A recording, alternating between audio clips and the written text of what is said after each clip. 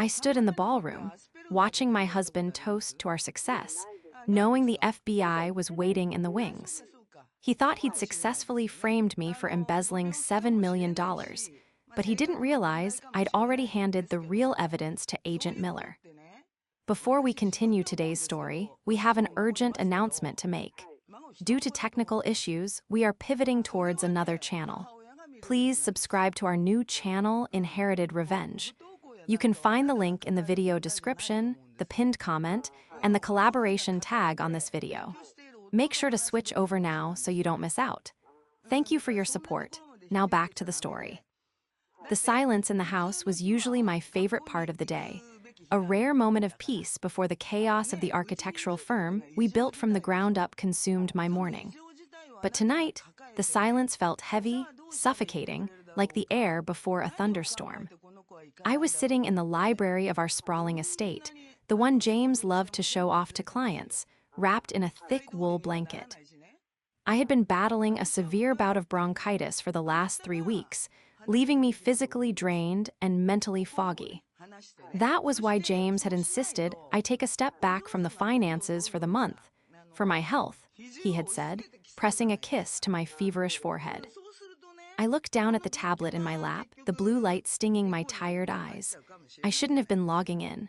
I had promised James I would rest, that I would trust him and the new director of operations to handle the quarterly audit prep. But old habits died hard. I was the CFO. I was the one who watched the numbers. And something about the way James had rushed out of the house that evening, claiming an emergency meeting with a developer, sat wrong in my gut. I navigated through the secure server, my fingers trembling slightly. Whether from the lingering illness or a sudden chill, I wasn't sure. I just wanted to check the escrow accounts. Just a quick peek to ensure the $7 million transfer for the new Skyline project had cleared. It hadn't. I frowned, refreshing the page. "That's not right," I whispered, my voice raspy. The balance showed 0, but the transaction log didn't show a payment to the construction firm.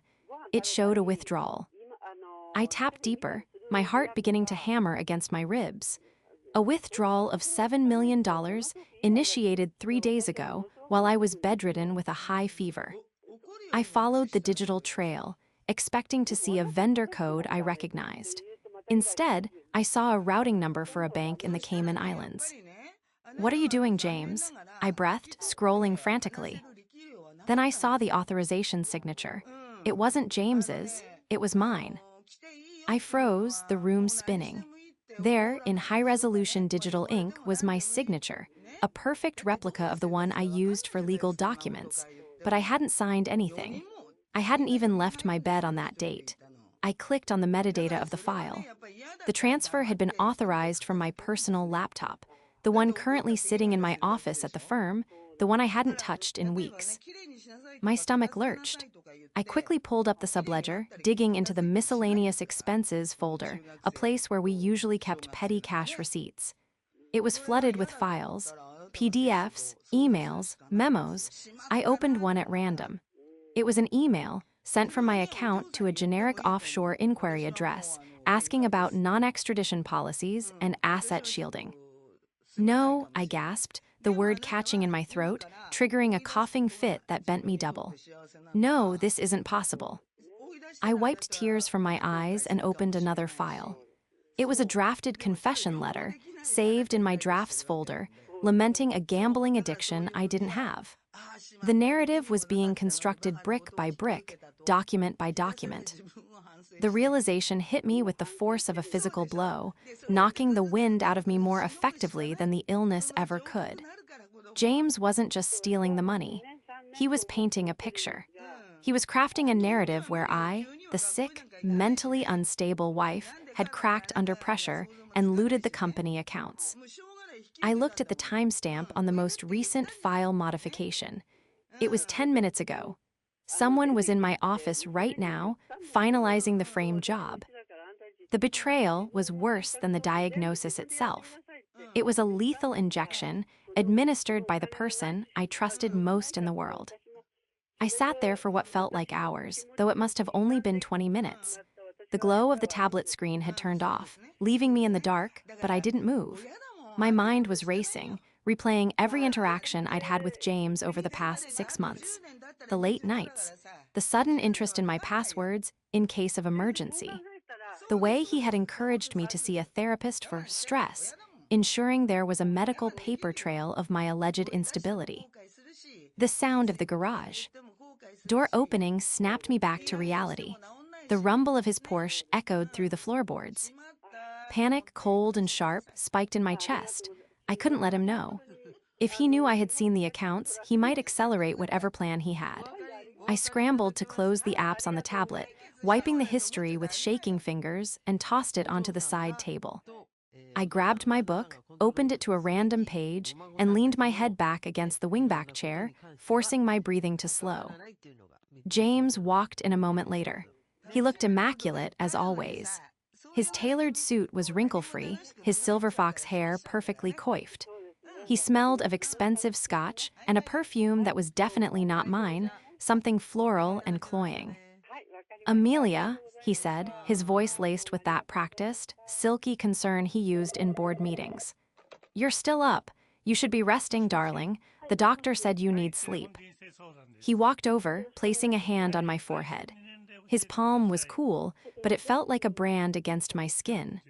I had to use every ounce of willpower not to recoil, not to scream, not to vomit. "I couldn't sleep," I rasped, keeping my eyes half closed. "The coughing." "I'm sorry," he sighed, moving to the liquor cabinet to pour himself a drink.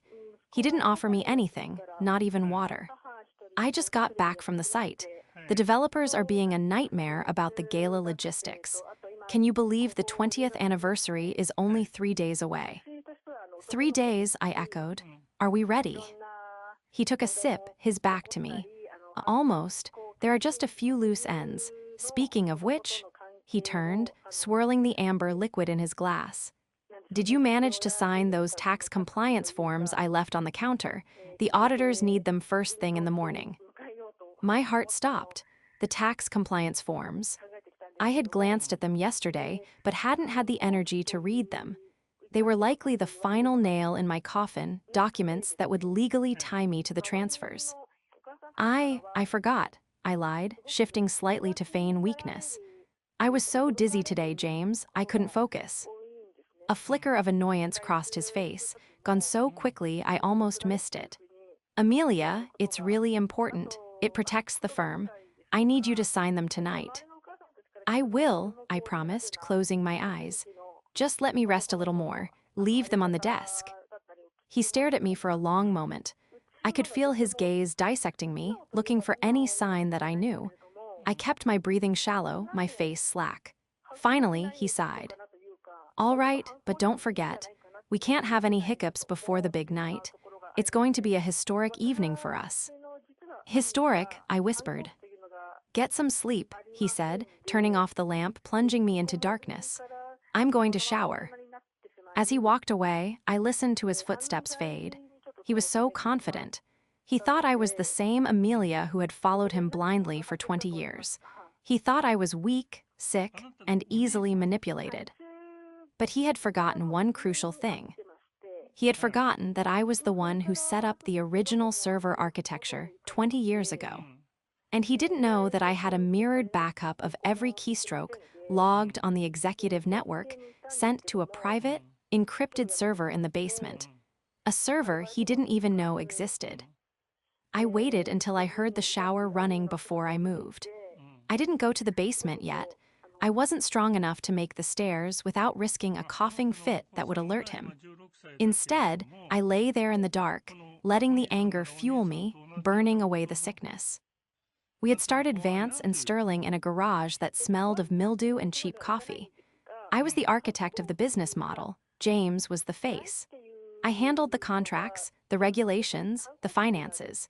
He handled the handshakes and the charming smiles. It worked because I loved the work, and I loved him.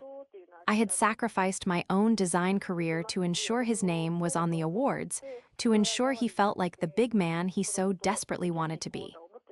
I had liquidated my inheritance to bail us out during the 2008 crash.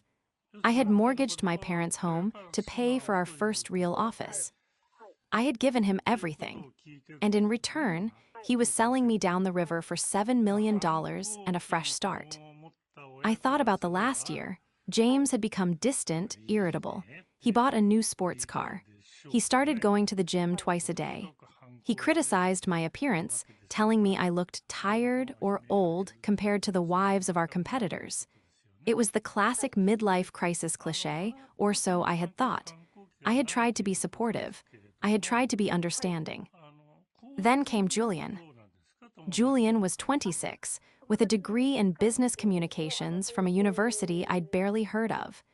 James had hired her 6 months ago as the director of operations, a title that meant nothing but gave her access to everything. She was beautiful, undeniably so, sharp feeder. Ease, endless legs, and a wardrobe that cost more than her salary should have allowed. At first, I thought she was just incompetent. She lost files, she double-booked meetings, she forgot to CC me on emails. But now, staring into the darkness, the puzzle pieces slammed together. She wasn't incompetent. She was isolating me. Every mistake she made created a wedge between me and the staff, making me look like the nagging, micromanaging shrew while she played the innocent victim of my wrath. "She's just trying to help, Amelia," James would say when I complained.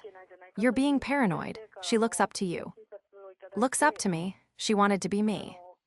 I remembered a dinner 2 weeks ago. Julian had been there, uninvited, claiming she needed James to sign off on a permit. She sat at our table, drinking my wine, laughing too loudly at James's jokes. I had caught her looking at my diamond tennis bracelet, a gift from James for our 10th anniversary. It wasn't a look of admiration. It was a look of appraisal, like she was wondering how it would look on her wrist. And James had looked at her with a hunger he hadn't shown me in a decade. The shower turned off upstairs. I heard the heavy thud of James walking around the bedroom. He was up there, likely texting her, probably telling her that the crazy wife was almost out of the way, probably joking about how easy it was to steal from the woman who balanced the books. They thought they were the architects of this master plan. They thought they were building a new life on the foundation of my ruin. But they had made a fatal error in their blueprint. They assumed the foundation was weak just because it had a few cracks. They didn't realize that I was the steel reinforcement that held the entire structure together. And if they wanted to bring me down, I would make sure the entire building came down on top of their heads. I wasn't going to sign those tax papers. I wasn't going to sleep. I was going to war. The morning light that filtered through the heavy velvet curtains of the master bedroom was gray and unforgiving. I hadn't slept, not really. I had spent the hours between 3 and 6 in the morning staring at the ceiling, listening to the rhythmic breathing of the man sleeping next to me, a man who was actively planning to send me to federal prison. When James's alarm finally buzzed at 6:30, I feigned sleep. I felt the mattress shift as he sat up, heard the soft click of his phone screen unlocking. He didn't move for a long time. Was he texting Julian? Was he checking the offshore accounts? "Amelia," he whispered, testing the waters. I let out a slow, heavy breath, keeping my eyes shut. Satisfied that I was unconscious, he slid out of bed. I listened to his morning routine, the shower, the electric razor, the zip of his suit bag. He didn't kiss me goodbye. He didn't even check my temperature.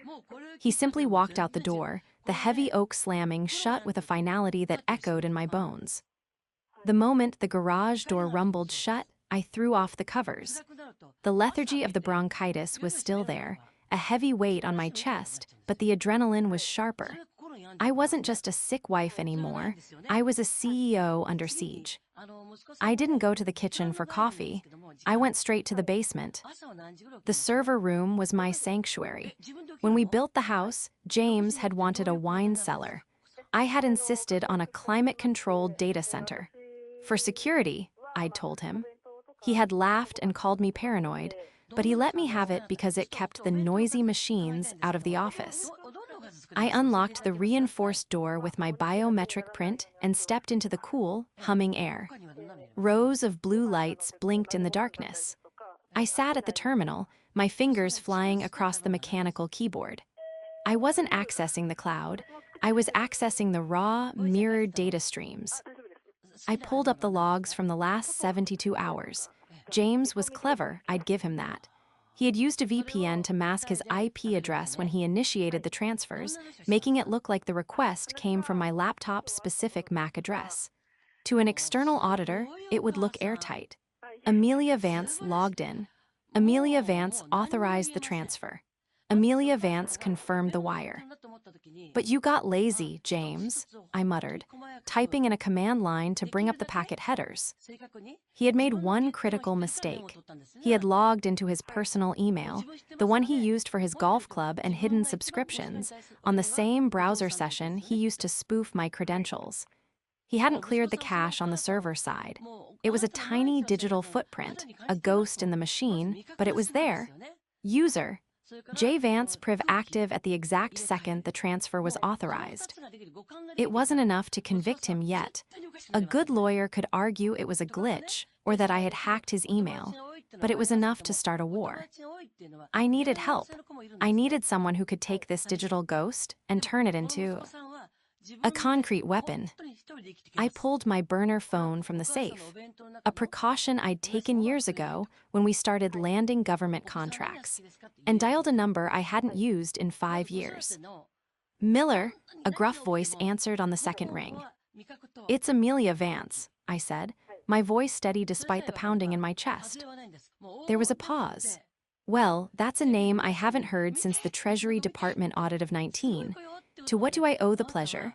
Please tell me you're not calling to offer me a job. I like retirement." "I'm not calling for a job, Miller. I'm calling because I have a $7 million hole in my escrow account, and my husband is trying to put my name on the shovel." The line went silent. I could hear the faint scratching of a pen on paper. "Talk to me. I need a full forensic workup. Not through the firm, through you. I need you to trace a wire to the Caymans, and I need you to link a specific shell company to a man named Marcus Vance. And Miller, I need it done before the anniversary gala on Saturday." "That's 3 days, Amelia. That's impossible." "I have the server logs," I said, leaning closer to the microphone. "I have the IP spoofing data. I just need you to connect the offshore bank to him. If you do this, I'll double your old consulting rate. Cash." Miller let out a low whistle. "If half of what you're saying is true, you're not just looking at embezzlement. You're looking at wire fraud, identity theft, and conspiracy. You realize if we go down this road, there's no turning back? You turn him in, the firm might implode." "The firm is already dead, Miller," I said, watching the blue lights blink. "I just want to make sure I'm not buried in the rubble." "Send me the logs," he said. "I'll start digging." By noon, I was dressed. I chose my armor carefully, a structured navy blazer, tailored trousers, and heels that clicked with authority on marble floors. I applied enough concealer to hide the dark circles under my eyes and enough blush to fake a fever-free complexion. I wasn't going to look like the victim today. I drove myself to the office. The Vance and Sterling headquarters was a glass and steel monolith in the city center, a testament to my design sensibilities and James's ego. As I walked through the lobby, the atmosphere shifted. Usually, the receptionists would wave, the junior architects would stop to chat. Today, heads turned, and whispers followed my wake. They know, I realized, or they think they know. James had been planting seeds. He had probably told them I was having a breakdown, that my performance was slipping. I bypassed the elevator bank and went straight to the executive suite. The glass walls of the conference room offered zero privacy, which was exactly what I wanted. James was in there, standing at the head of the table. Julian was sitting to his right, leaning in close, pointing at something on a tablet. Her hand was resting on his forearm, familiar, intimate, unprofessional. I pushed the door open. "Sorry I'm late." James jumped, actually jumped, pulling his arm away from Julian. Julian froze, her perfectly glossed lips parting in surprise. "Amelia," James stammered, smoothing his tie. "What? What are you doing here? You're supposed to be in bed." I felt better, I lied, walking to the other end of the long mahogany table. I didn't sit.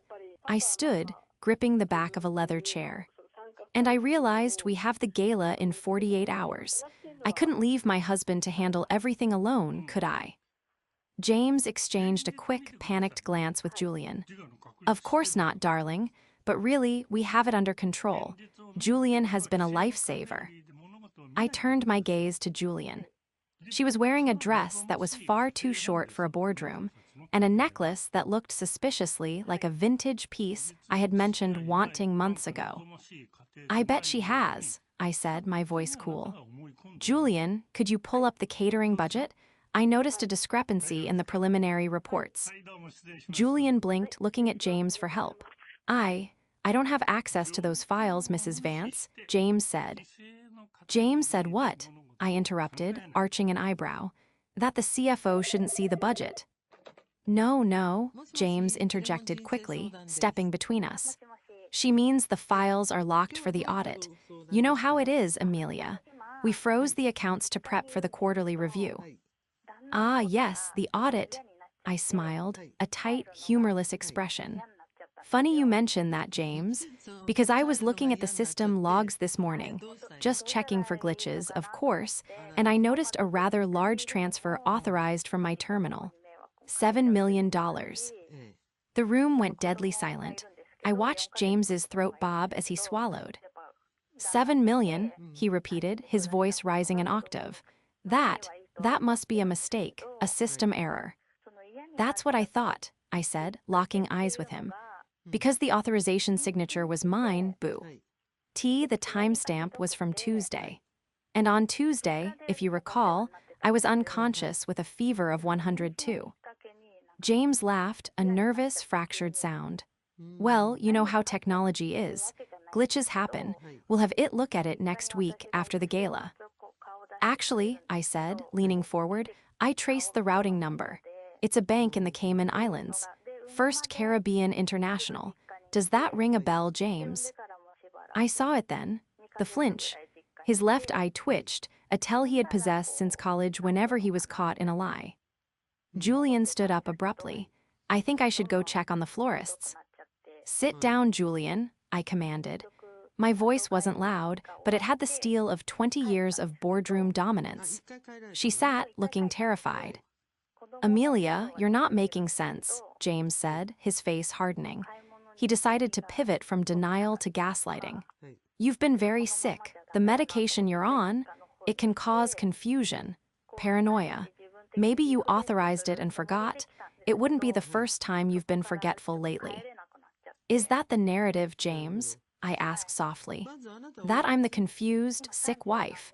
That I'm looting the company I built because I'm losing my mind. I'm just saying, he said, stepping closer, looming over me, trying to use his height to intimidate. You need rest. You're making a scene. Go home, Amelia. Sign the tax papers I left for you so we can close the books and just rest. The tax papers, I repeated. The ones that declare I take full responsibility for all discretionary spending. It's standard boilerplate, he snapped. I'll sign them, I said. James exhaled, his shoulders sagging in relief. Good, that's all I'm asking. I'll sign them, I continued, right after I verify the counterparty on that Cayman account. Just due diligence. I turned and walked out. My legs were shaking so hard I thought I would collapse, but I kept my back straight. I had poked the bear. Now I had to survive them all. The drive home was a blur of paranoia. I checked my rearview mirror constantly, half expecting to see James's Porsche tailing me. When I got back to the estate, I locked every door. I didn't feel safe in my own home anymore. My phone buzzed. It was Miller. Check your encrypted email. We got a hit. I rushed to the basement, my hands trembling as I typed in the decryption key. The file opened. It was a corporate registry document from the Cayman Islands. Entity, Horizon Holdings Limited. Director, Julian R. Foster. Beneficiary, Marcus J. Vance. Got you, I whispered, tears stinging my eyes. It wasn't just James. Julian wasn't a pawn, she was the director of the shell company. She was in on it from day one. I scrolled further. Miller had found more. Julian Foster had a record under a different name in Nevada. Fraud, embezzlement. She had done this before, romanced an executive, drained the accounts, and vanished. James wasn't the mastermind I thought he was the mark. He was destroying his wife and his life for a con artist who was likely planning to leave him the moment the money cleared. A dark, bitter laugh bubbled up in my throat. "Oh, James, you idiot." The front door slammed upstairs. "Amelia," James's voice roared through the house. He wasn't playing the concerned husband anymore. He sounded unhinged. I quickly minimized the window, set the screen to show a generic solitaire game, and stood up. I couldn't hide in the basement. I had to face him. I met him in the kitchen. He was red-faced, his tie loosened, his eyes wild. He slammed a folder onto the marble island. "You embarrass me today," he spat. "In front of the staff, in front of Julian." I asked a question about the budget, James. "You're checking up on me. You're undermining my authority." He paced back and forth, running a hand through his hair. "I've been trying to protect you, Amelia, trying to keep the firm afloat while you deteriorate." "Deteriorate?" I leaned against the counter, crossing my arms to hide the shaking. "Is that what we're calling it?" "Sign the papers," he demanded, pointing a shaking finger at the folder. "Right now. The auditors are coming tomorrow morning. If these aren't signed, they'll start freezing assets. Do you want to bankrupt us? Do you want to destroy everything we built?" "I'm not signing a confession, James." He froze. "What did you say?" I read the fine print. Paragraph 4. "The undersigned admits to sole discretion over the miscellaneous expense accounts and accepts personal liability for any irregularities." That's a confession. You want me to sign it so when the $7 million is missing, it's legally my fault. James stared at me. The mask dropped completely. There was no love in his eyes, no shared history, just cold reptilian calculation. "You're sick, Amelia," he said, his voice dropping to a terrifying whisper. "You're mentally unstable. If you don't sign this, I'll have you committed." Already spoken to Dr. Eris. I told him about your episodes, your memory loss, your aggression. My blood ran cold. He had been seeding this with our family doctor, too. "You wouldn't," I whispered. "I would," he sneered. "And when you're in a facility, I'll have power of attorney. I'll sign the papers myself.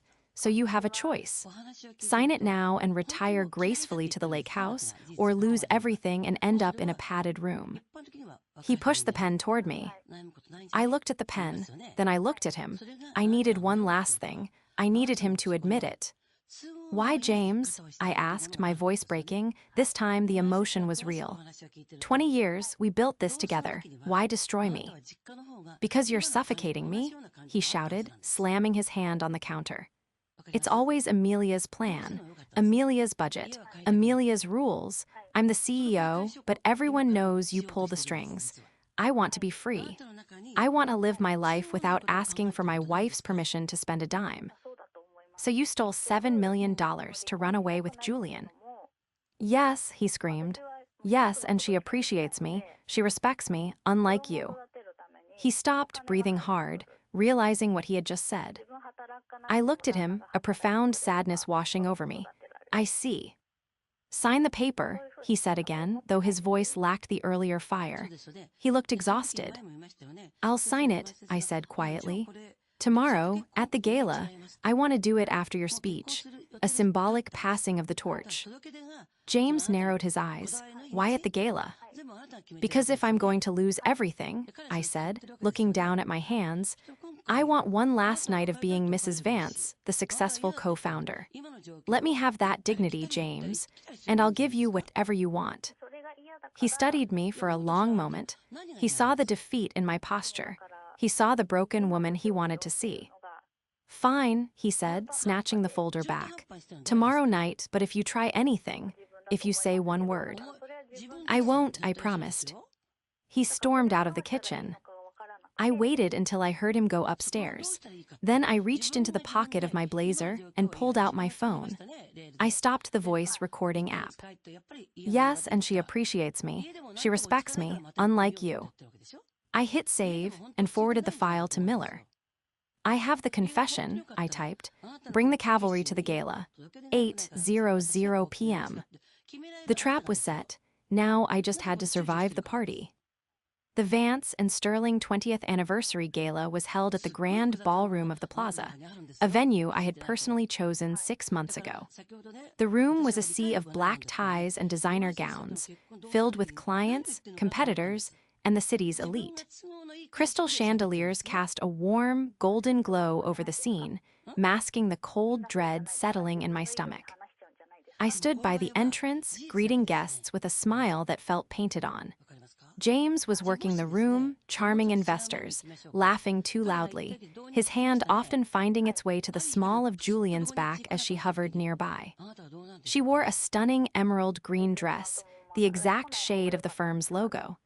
It was a bold, arrogant move. "You look beautiful, Mrs. Vance," a client said, shaking my hand. "But you seem tired. Is everything all right?" "Just a touch of the flu," I said smoothly, "but I wouldn't miss tonight for the world." The lights dimmed and the crowd hushed. James took the stage, the spotlight finding him instantly. He looked every inch the successful CEO, confident, powerful, untouchable. Julian stood just off stage in the shadows, watching him with a predatory gleam in her eyes. "Thank you all for coming," James began, his voice booming through the speakers. 20 years ago, Amelia and I started this firm with nothing but a dream and a garage. Today, we stand atop the city skyline. Applause rippled through the room. I clapped politely, my eyes scanning the back of the hall. Where was Miller? "Tonight isn't just a celebration of the past," James continued, his gaze finding me in the crowd. "It's a look toward the future, a future where Vance and Sterling expands globally. And I want to take a moment to thank my partner, my wife, Amelia. Without her, sacrifices, none of this would be possible." He paused for effect, his smile widening. "In fact, Amelia has decided to take a well-deserved step back from the daily operations to focus on her health. Tonight marks her official retirement." A murmur of surprise went through the crowd. I felt eyes on me, pitying, curious. He was doing it. He was publicly retiring me before I had even signed the papers. "Amelia, come up here," he beckoned, gesturing to the stage. "Let's give her a round of applause." I took a deep breath. This was it. I walked up the stairs, my legs surprisingly steady. James reached out to take my hand, but I stepped past him to the microphone. "Thank you, James," I said, my voice clear and strong. The crowd quieted. "It's true. I have been thinking a lot about the future of this company, and about Elle. Agassi." I looked at him. His smile faltered slightly. He sensed the shift in my tone. "But before I step down," I continued, "there is one final piece of business to conclude." James mentioned expansion. He mentioned global reach. What he didn't mention was the $7 million he transferred to a shell company in the Cayman Islands 3 days ago. The silence in the room was absolute. You could hear a pin drop. James's face went white. "Amelia, you're confused," he hissed, reaching for the microphone. "She's not well, everyone, please." I pulled the mic away. "I'm perfectly well, James. And so are the forensic accountants who have been tracking the Horizon Holdings account for the last 48 hours. I pointed to the large projection screen behind us, which was supposed to show a montage of our buildings. Instead, it flickered and displayed a document, the bank transfer authorization, with James's digital signature clearly spoofed over mine. Then, the next slide, Julian's name listed as the director of the shell company. Gasps erupted from the audience. Julian tried to bolt from the side of the stage, but 2 men in suits stepped out from the curtains, blocking her path. "And," I said, turning to face my husband, "I think Agent Miller would like a word about wire fraud and embezzlement." At that cue, the side doors burst open. Agent Miller walked in, flanked by 4 uniformed FBI agents. They marched down the center aisle, the crowd parting like the Red Sea. James looked at me, his eyes wide with terror. Amelia, what have you done? We can fix this. I can explain. You already explained, James, I said, pulling out my phone and holding it up. Yesterday in the kitchen. Because you're suffocating me, I want to be free. Remember. I played the recording into the microphone. His voice, angry and clear, echoed through the ballroom.